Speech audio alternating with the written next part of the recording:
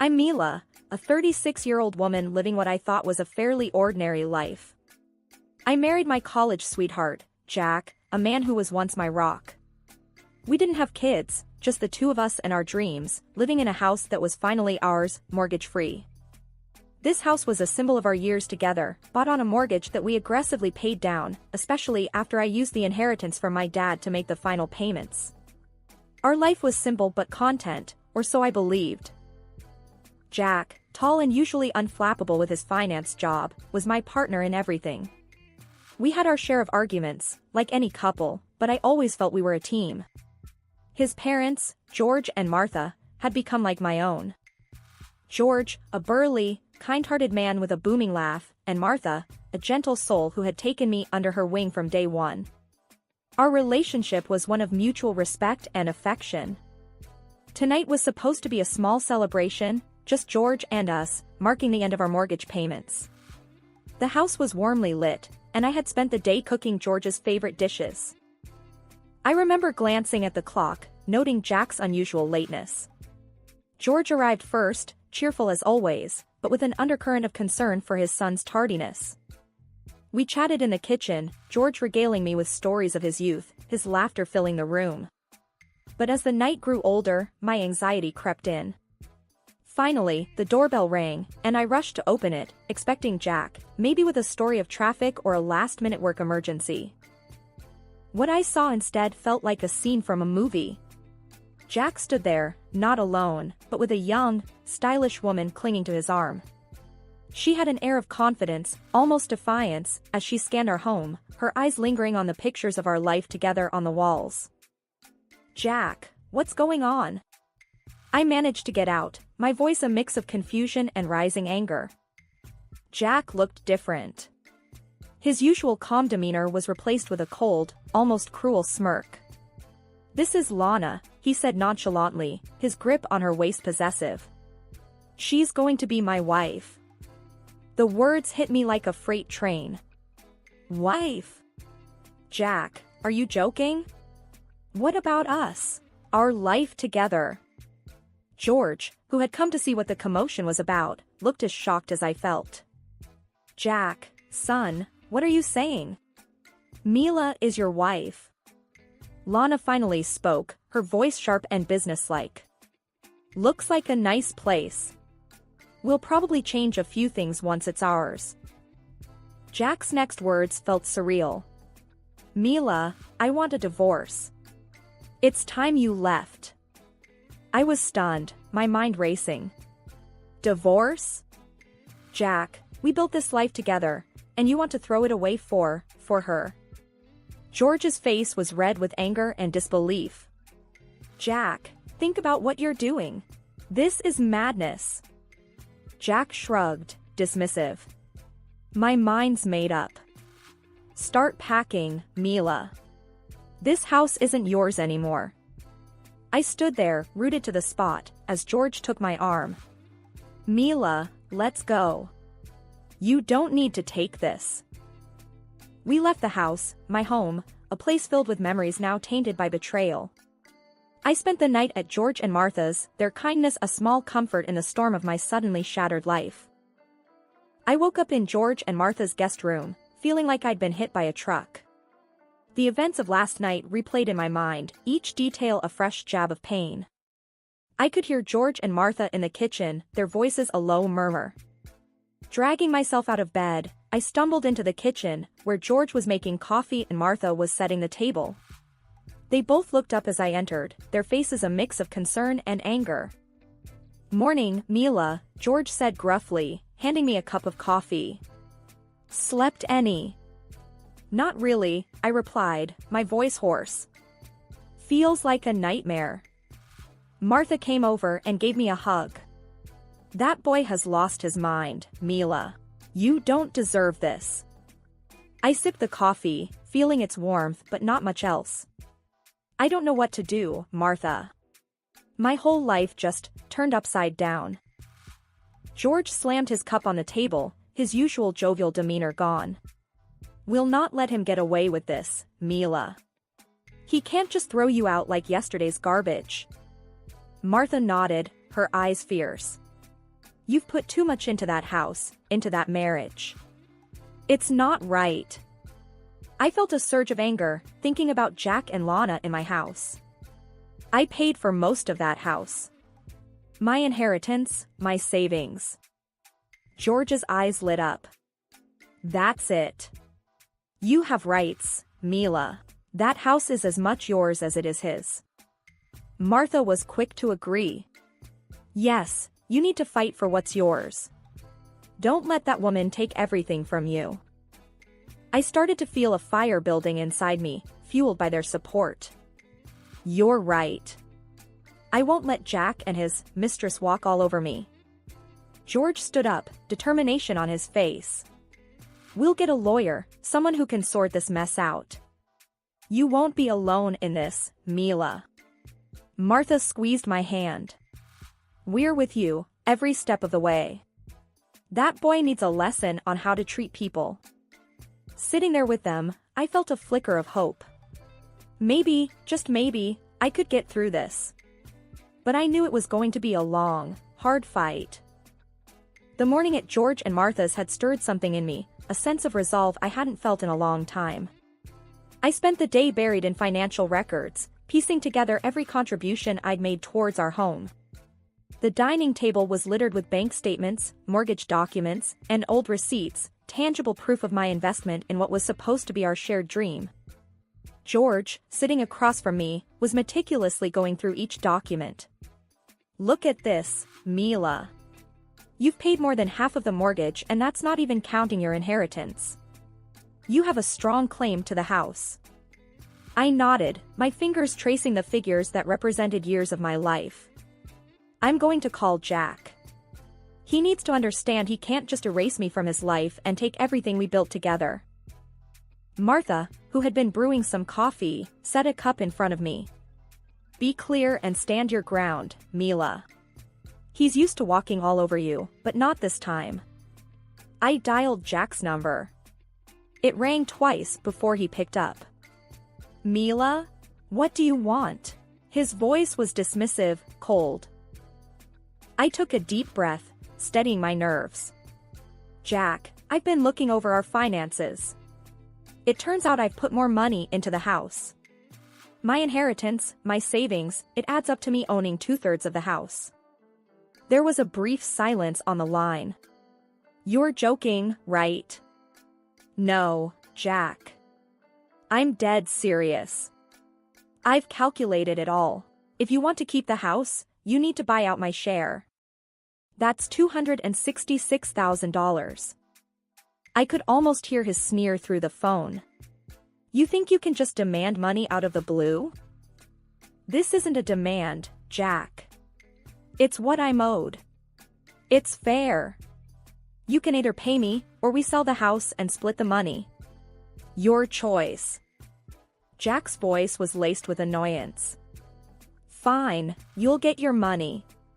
But after this, we're done. I hung up, my heart racing. He agreed to pay, I said, half in shock. George was beaming with pride. You did good, Mila. Standing up to him like that.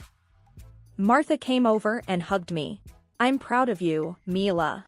You're taking control of your life again.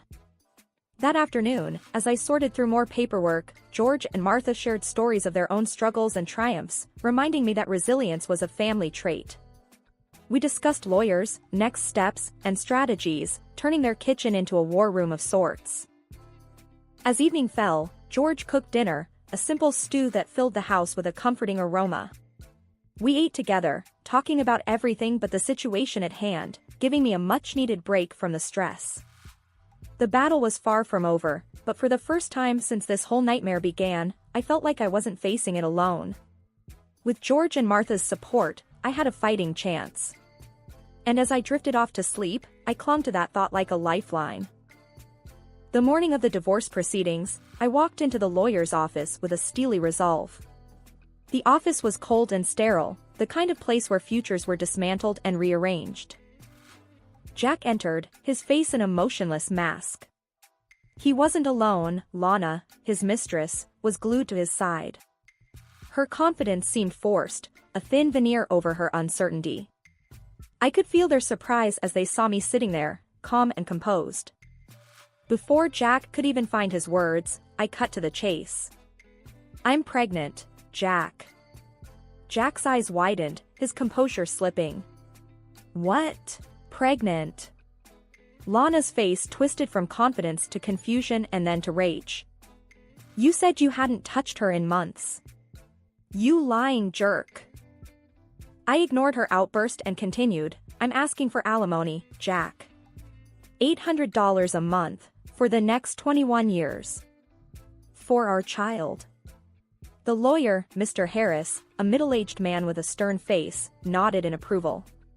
"Given the circumstances, Mrs. Smith's request is perfectly reasonable." Jack looked like he had been punched. "This is insane. You can't just spring this on me and expect me to pay up." I met his gaze squarely. "I can and I am. You made your bed, now lie in it. You owe this to our child, if not to me." Lana was fuming, her voice shrill with anger. "Jack, you can't do this. She's clearly trying to trap you." Jack, flustered and overwhelmed, ran a hand through his hair. I need time to think." Mr. Harris interjected, "Mr. Smith, the law is clear. You have a financial responsibility to your child." Jack slumped into the chair, defeated. "Fine," he muttered. "I'll pay the alimony." As they left, Lana was hissing into Jack's ear, her facade of poise completely shattered. I remained seated, feeling a mixture of triumph and sadness. This wasn't just about the money, it was about standing up for myself and my future child. In the following weeks, I worked with Mr. Harris to iron out the details. He was impressed with my resolve, often remarking on my newfound toughness. "You're not the same woman who walked into my office a month ago," he said during one of our meetings. I smiled, feeling a sense of empowerment. "I guess I'm not. I have someone else to think about now." As I left his office after signing the final papers, I felt a sense of closure. The battle was tough, but I had come out stronger. I was ready to face whatever came next, not just for me, but for my child as well. The future was uncertain, but for the first time in a long time, I felt like I had a say in it. After the tumultuous divorce proceedings, I found an unexpected source of strength in Jack's parents, George and Martha. We sat in their cozy living room, a stark contrast to the cold lawyer's office, plotting our next move. George, always a man of action, was pacing the room. "We need to show that scoundrel he can't just trample over our family," he said, his voice tinged with anger. Martha, ever the strategist, added, "We've got to be smart about this. We can't just barge in there and make a scene." I nodded, feeling a mix of gratitude and determination. "I agree. But what can we do? He's made his bed with Lana." George stopped pacing and turned to me. "What if we visit them? Regularly. Make our presence felt. Remind Jack of the family he's turning his back on." Martha's eyes lit up. "Yes, and it'll drive that little homewrecker up the wall. She won't like us being around, reminding her of what she's done." I couldn't help but smile at their cunning plan. "You think it'll work? Make her uncomfortable?" George grinned. "Oh, I'm sure it will. We'll be the most annoying, ever-present in-laws. She won't know what hit her." Martha clapped her hands together. "We'll start tomorrow. A nice, long, unannounced visit." The next day, we executed our plan. George rang the doorbell of what used to be my home, a big smile plastered on his face as Jack opened the door. "Son. We thought we'd drop by. Spend some quality time together," George boomed, stepping inside without waiting for an invitation. Lana appeared behind Jack, her smile forced. "Oh, what a surprise. And what is she doing here?" Martha breezed past her, adding, "She's with us. We just couldn't stay away. It's been too long." We spent hours there, talking loudly, laughing, and reminiscing about old times, pointedly ignoring Lana's growing discomfort. Every time she tried to interject or change the subject, George or Martha skillfully steered the conversation back. As we left, Lana's frustration was evident. She was fuming, barely managing a fake smile. In the car, Martha chuckled. "Did you see her face? She was about to explode." George was laughing too. "We're just getting started. That girl has no idea what she's in for." I sat in the back seat, a sense of satisfaction washing over me. It was a small, petty victory, but after everything that had happened, it felt good to take some control back, to push back against the injustice of it all. With George and Martha by my side, I felt stronger, ready to face whatever came next. A few weeks after our in-law intervention strategy began, I received unexpected news from Martha during one of our coffee chats. "Mila, you won't believe it.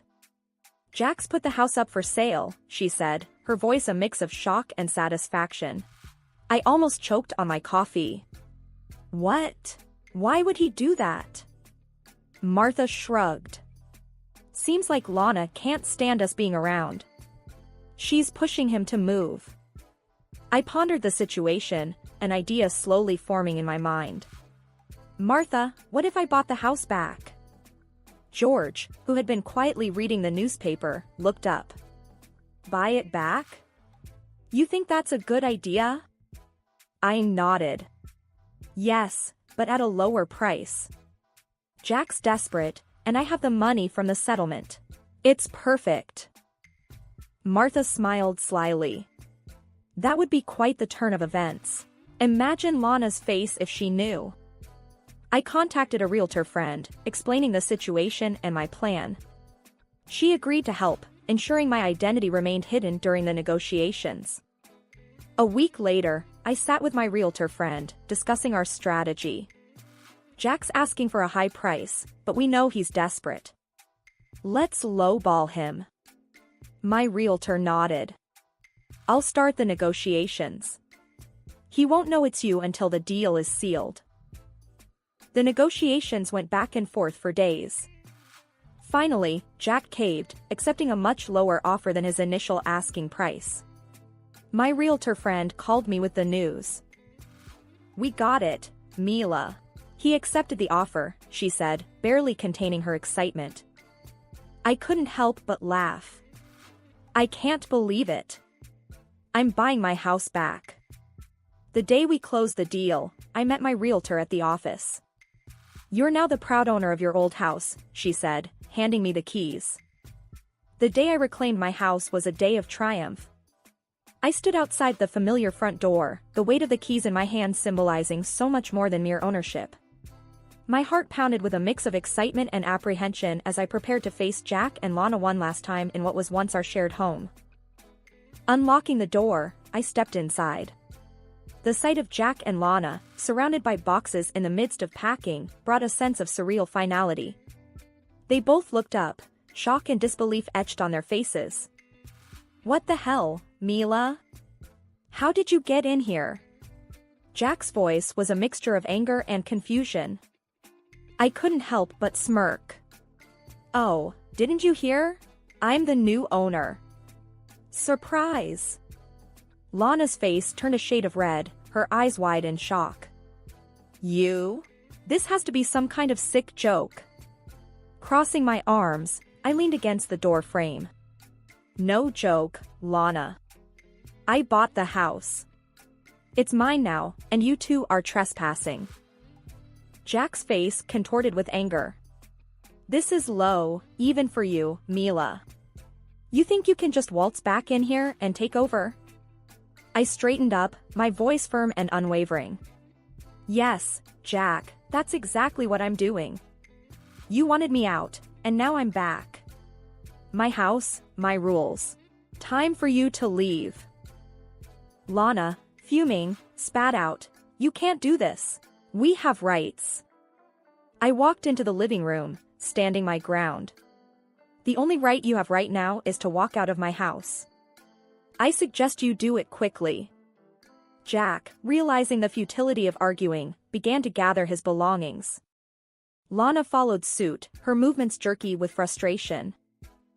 As they left, Lana hissed at me, "You haven't won anything, Mila." Watching them leave, I felt a surge of empowerment. This house, which had witnessed the rise and fall of my marriage, was now a symbol of my resilience. It was a battleground where I had emerged victorious. After the door closed behind them, I walked through the empty rooms. Each space echoed with memories, both good and bad, but now it was time to make new ones. I envisioned the house filled with laughter and love once more, a sanctuary for me and my future child. Sitting down in the quiet living room, I allowed myself a moment to take it all in. I had come full circle, but this time, I was in control, a victor reclaiming her kingdom. The journey had been fraught with pain and betrayal, but it had led me to this moment of triumph. My house, my rules, my life. I was ready to start anew, stronger and more determined than ever. One afternoon, as I was arranging the nursery for my soon-to-arrive baby, there was a knock on the door. I opened it to find George and Martha, beaming with smiles. "Mila, dear, how are you holding up?" Martha asked as she stepped inside, her eyes taking in the changes I'd made. "I'm doing well, Martha." "Getting ready for the baby," I replied, leading them into the living room. George, carrying a bag of baby clothes, chuckled. "This little one is going to be spoiled rotten by us, you know that, right?" I laughed, the sound bright and genuine. I wouldn't have it any other way. As we sat, chatting and laughing, another knock came at the door. This time, it was Jack. He looked different, worn out, a little defeated. "Can we talk, Mila?" Jack's voice was low, lacking its usual confidence. I hesitated but nodded, stepping outside to talk to him privately. I messed up, Mila," Jack started, not meeting my eyes. "Lana left me. I'm broke, and I was hoping." I cut him off, my voice steady. "Hoping for what, Jack? For me to take you back? After everything?" Jack's face crumpled. "I know I don't deserve it, but I have nowhere else to go." I looked at him, the man I once loved, now just a stranger filled with regrets. "Jack, I've moved on. I'm starting a new life, for me and my baby. You need to do the same." He nodded slowly, the reality of the situation sinking in. "I understand. I'm sorry, Mila." As he walked away, I felt a closure I didn't know I needed. Turning back to the house, I saw George and Martha watching through the window, their expressions a mix of concern and support. "He won't bother you again, will he?" George asked as I walked back in. I shook my head. "No, he won't. I made it clear." Martha hugged me. "You're so strong, Mila. We're so proud of you." Sitting back down, surrounded by the people who had become my true family, I felt a sense of peace. The journey had been long and fraught with pain, but it had led me here, to a place of strength and new beginnings. The future was uncertain, but it was mine to shape, and I looked forward to every moment of it.